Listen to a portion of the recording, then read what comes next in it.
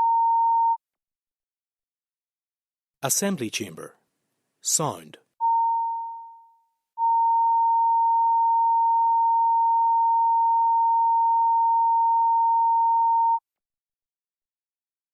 Assembly chamber. Sound.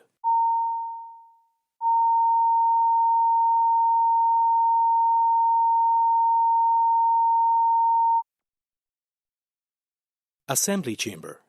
Sound.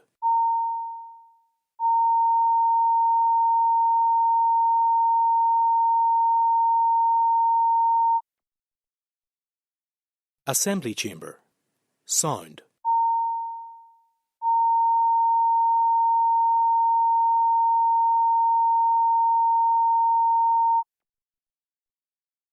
Assembly chamber. Sound.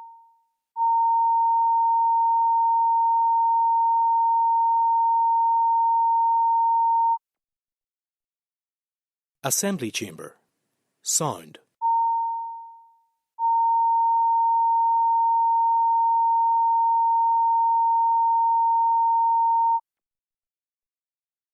Assembly chamber. Sound.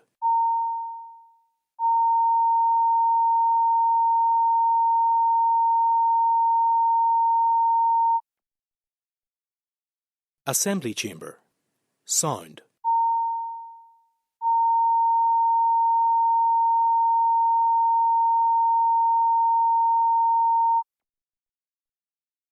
Assembly chamber. Sound.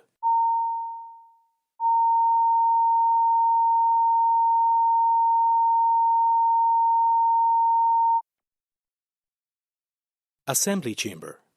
Sound.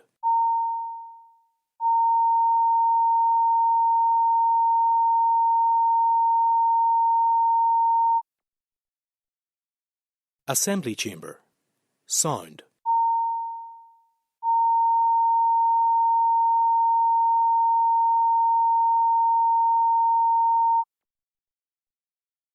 Assembly chamber. Sound.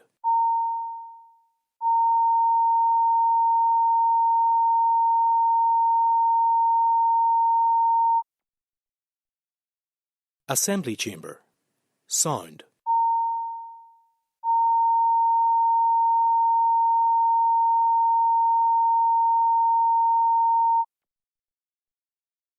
Assembly chamber. Sound.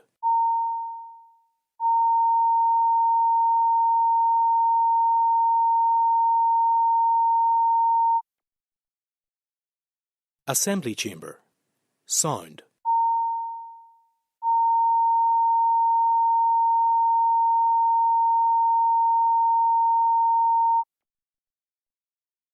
Assembly chamber. Sound.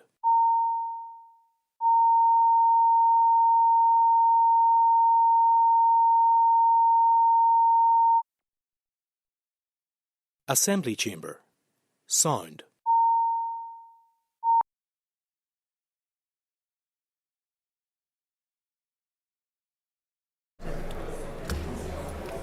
Members, we'll resume business. Order, please. Call Mr. Brooks.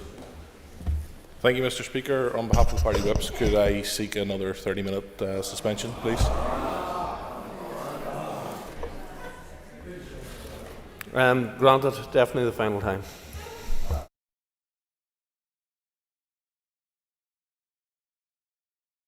Sitting will resume at 12:15.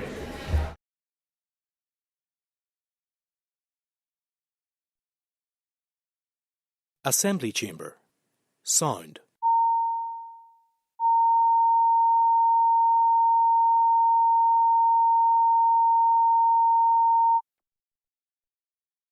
Assembly chamber. Sound.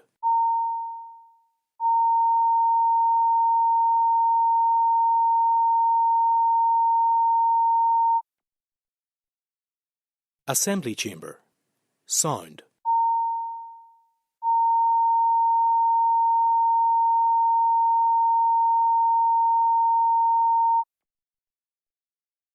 Assembly chamber. Sound.